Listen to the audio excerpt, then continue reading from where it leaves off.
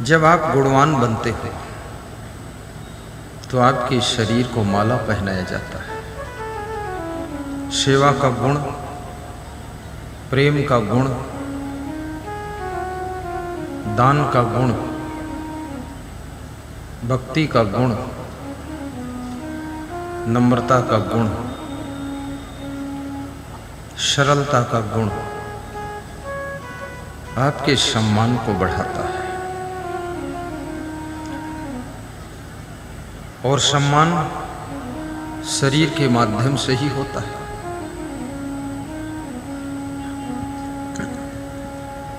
जब तुम त्याग करते हो, सम्मान तुम्हारी सेवा में आकर खड़ा हो जाता है। किसी विद्यालय में वार्षिक अधिवेशन हो रहा था। विद्यालय के प्राचार्य ने सभा में उठ करके संबोधन किया कि विद्यालय में विज्ञान कक्ष बनना है, जिसके लिए पधारे हुए महानुभावों से निवेदन है कि सहयोग करने की कृपा करें। कोई चू मुंह नहीं किया। जो पधारे थे वो पधारे रहे, बैठे रहे, कोई बोला नहीं। क्योंकि बिल्ली के गले में घंटी कौन बांधे? सहयोग के लिए कौन उठकर खड़ा हो? विद्यालय में विज्ञान कक्ष बनना है,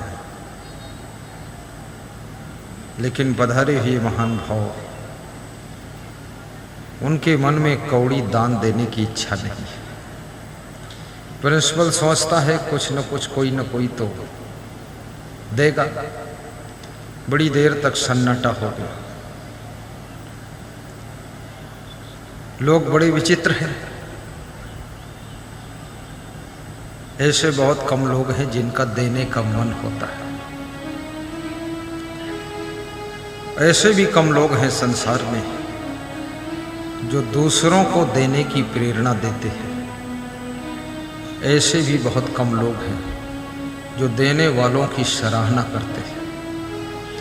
ऐसे भी कम लोग हैं जो देने वालों का सम्मान करते हैं।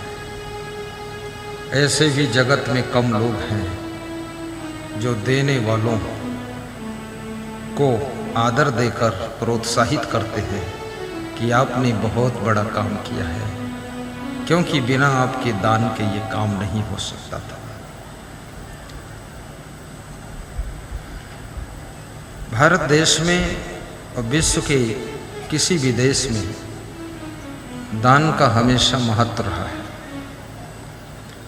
कोई स्कूल के लिए भूमि दान देता है, कोई हॉस्पिटल बनाने के लिए भूमि दान देता है, कोई आश्रम बनाने के लिए भूमि दान करता है।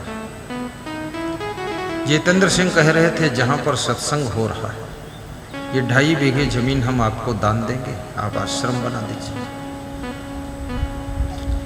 तो मैंने उनको समझाया कि आप दान मत करो, हम आश्रम नहीं बनाएंगे, आप अपने परिवार के लिए रखो, आगे आपके बच्चे होंगे। उनको आश्चर्य लगा कि 2.5 बीघे दे रहा हूं।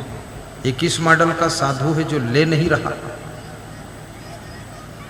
मैं ऐसे जमीन किसी की लेता नहीं। मैं उसकी कंडीशन को भी आकलन करता हूं, इसकी लेना ठीक है कि नहीं ठीक। अभी जैसे मुकेश अंबानी 250 एकड़ दें तो हम ले लेंगे, वो देने लायक है। और ये जितेंद्र सिंह 2.5 बीघे दे तो भी नहीं लूंगा। ये देगा तो नहीं लूंगा, और मुकेश अंबानी देगा नहीं तो भी लेने के लिए तैयार है। वो देगा नहीं, मुझे पता है, क्योंकि वो इस तरह देता नहीं है। हालांकि मुकेश अंबानी एक दानी व्यक्ति का नाम है, कम दानी नहीं है। जिस समय गुजरात में भूकंप आया था, कच्छ भुज में उन्होंने एक गांव गोद में लिया था। 1200 घर अपनी तरफ से बनवा कर बाथरूम आदि रेडी करके, रोड बनाकर, लाइट लगाकर सबको चाबी सौंप दिया था। 1200 घर। दानी तो हैं, लेकिन वो अलग ढंग से दान देते हैं। जिससे जुड़ जाते हैं, जिससे परिचय प्रेम हो गया, उसको देते हैं। लेकिन उस सभा में एक महान भाव उठकर खड़े होते हैं। उन्होंने कहा, विज्ञान कक्ष की प्रयोगशाला मैं बनवाऊंगा, 1 लाख लगे या 2 लाख लगे। सबने तालियां बजाती। कोई अच्छा काम करता है, उसके लिए ताली बजाना भी एक कठिन कार्य है, क्योंकि ताली बजाने का मतलब हम उसको सम्मानित कर रहे हैं। इसलिए कई बार लोग ताली बहुत धीरे बजाते हैं, ऐसा लगता उनके हाथ में फफोले। विधानसभा और लोकसभा में तो ताली बजाते ही नहीं, वो मेज बजाते हैं। बड़े आलसी लोग, सीधे बैठकर अपने हाथ पे हाथ नहीं मार सकते, वो मेज पीटते। और ताली बजाने से अपना भी फायदा है। जब तुम ताली बजाते हो, यहाँ पर ये पॉइंट होते हैं,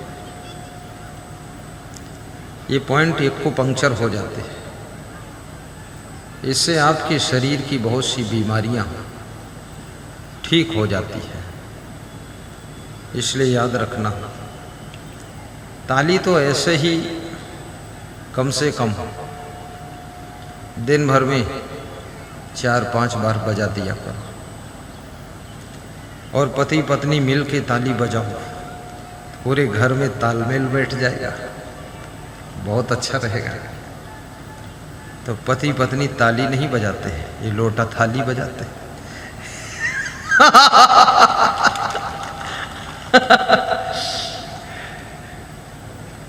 हम और हमारे शिष्य लोग आपस में ताली भी बजाते हैं और हंसते भी हैं। और हमारी हंसमुख जमात, संत भी हंसते हैं, हम भी हंसते हैं, सभी संत खुश रहते हैं। कोई संत दुखी है ही नहीं, क्योंकि दुख वहाँ रहता है जहाँ दुर्गुण होते हैं, और जिसमें दुर्गुण आते हैं उसको हम दूर कर देते हैं।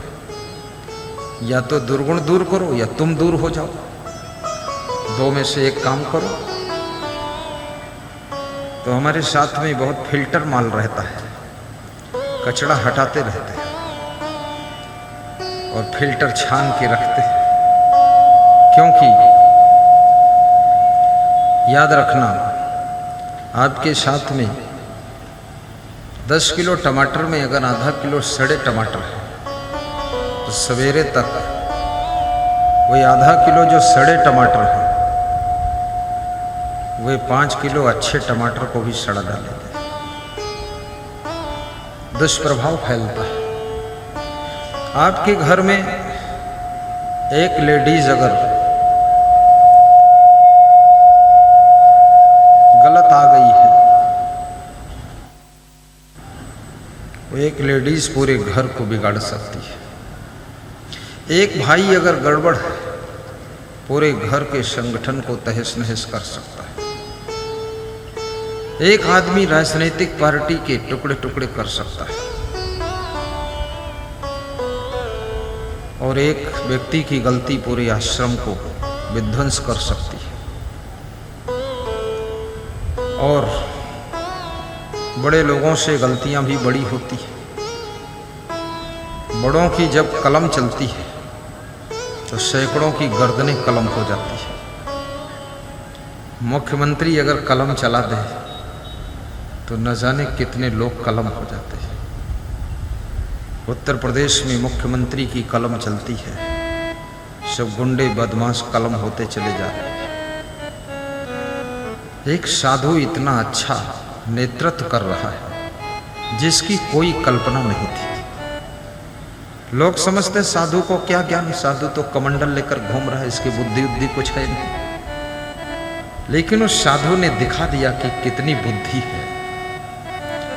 दूसरा साधु रामदेव, बिजनेस में उसने दिखा दिया कि कितनी बुद्धि है, बिजनेस में फैलाया है, बड़ों बड़ों का पसीना छूट गया है। और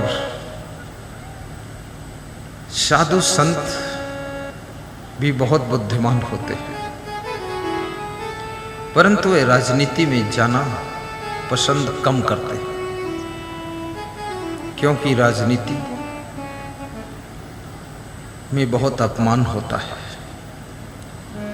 गालियां निःशुल्क मिलती हैं, अपमान भरपेट लोग करते हैं, और सहनशीलता बहुत होना चाहिए।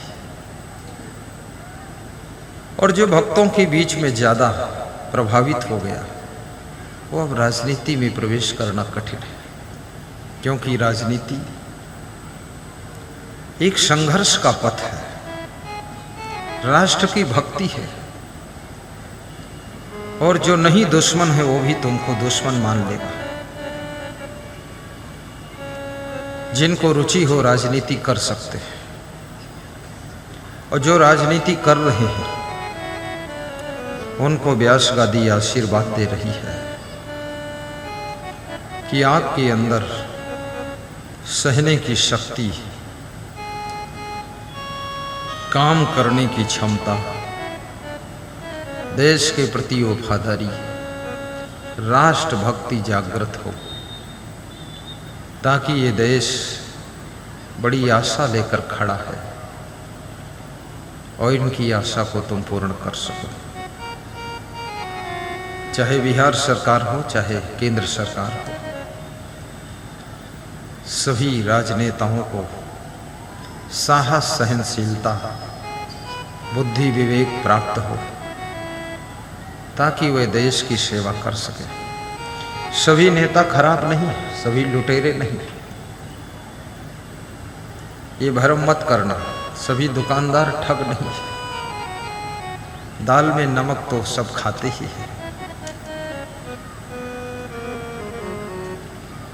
बहुत ईमानदार लोग संसार में हैं, उनको धन्यवाद भी दीजिए। जब उस व्यक्ति ने विज्ञान कक्ष बनाने का ऐलान किया, प्रिंसिपल ने उसको माला पहनाकर सम्मान किया, तो एक आदमी उठकर खड़ा हुआ। उसने कहा, ये विद्यालय है, विद्यालय में विद्या धनम सर्वधनम प्रधान। पत्रकार महोदय को भी व्यास गादी आशीर्वाद देती है। न्यूज में समाचार देंगे, करोड़ों का कल्याण होगा, आशीर्वाद है। साहिब बंदगी बोलो, यदि कुर्सियां और हों तो लगा दी जाए, ताकि कुछ भक्त हमारे बैठे हैं, लल्लन आदि, इनका ध्यान हरीश दास और आदित्य दास दे। भक्त को पहचानो भी, क्योंकि भक्त सेवा करता है। अगर पहचान न सकोगे, दुकानदार ग्राहक को पहचानता है, नेता वोटर सपोर्टर को पहचानता है, गाय अपने मालिक को पहचानती है। अगर संत भक्त को नहीं पहचानेगा, रिश्ता टूट सकता है, संबंध छूट सकता है। पहचानो, भूलो मत, स्मरण शक्ति पर जोर डालो। मैं तो नाम बोल देता हूँ बहुत लोगों के, लोगों का आश्चर्य होता, गुरु जी को इतने नाम कैसे याद है। मेरे को हजारों तो श्लोक याद है, और मैंने एक बार याद किया था 25-30 साल पहले, तब से याद है। रोज हम नहीं पढ़ते। और लाखों नाम याद है, लाखों, एक दो नहीं, लाखों। क्योंकि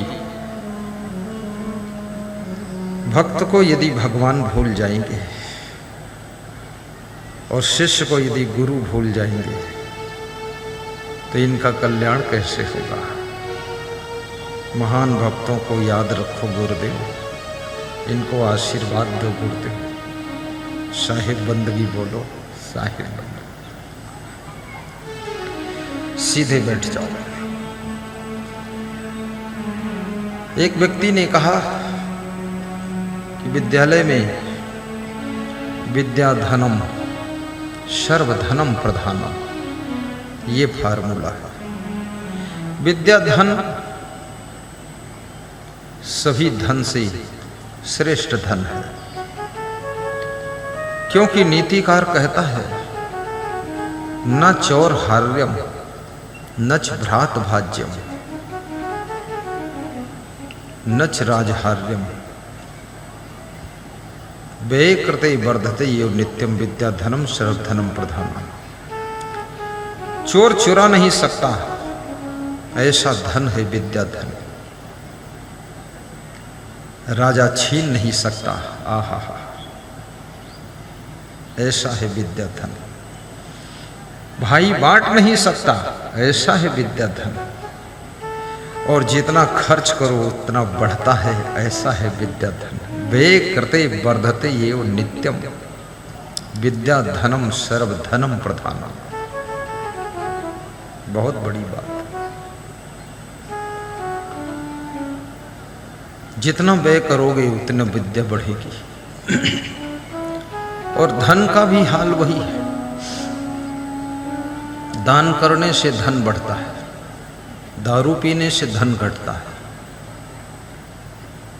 मैं जितना अधिक प्रवचन करूंगा मेरा ज्ञान बढ़ेगा। ऐसा नहीं है कि प्रवचन कर दूंगा तो ज्ञान कम हो जाएगा, कम नहीं होगा, बढ़ जाएगा। और आप जितना दान करोगे आपका भी धन बढ़ेगा। दान करने से धन बढ़ेगा। जैसे गेहूं खेत में बोने से बढ़ता है, और गेहूं को भून दो, भून देने से नहीं बढ़ता है। आप कढ़ाई में गेहूं भून दो या आग में डाल दो, 1 कुंटल गेहूं जला दो तो नहीं बढ़ेगा।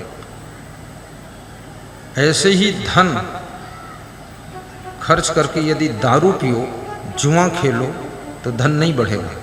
तो समझो तुमने भून दिया उसको। लेकिन धन को दान करो तो दान करना ऐसे है जैसे गेहूं को खेत में बो देना है। और 1 कुंटल बोओगे तो 100 कुंटल वापस आएगा, और 1 रुपया दान दोगे तो 10 गुना वापस लौट कर आएगा। अगर ऐसा न होता तो सभी दानी आज तक कंगाल हो गए होते, कंगाल हो गए होते।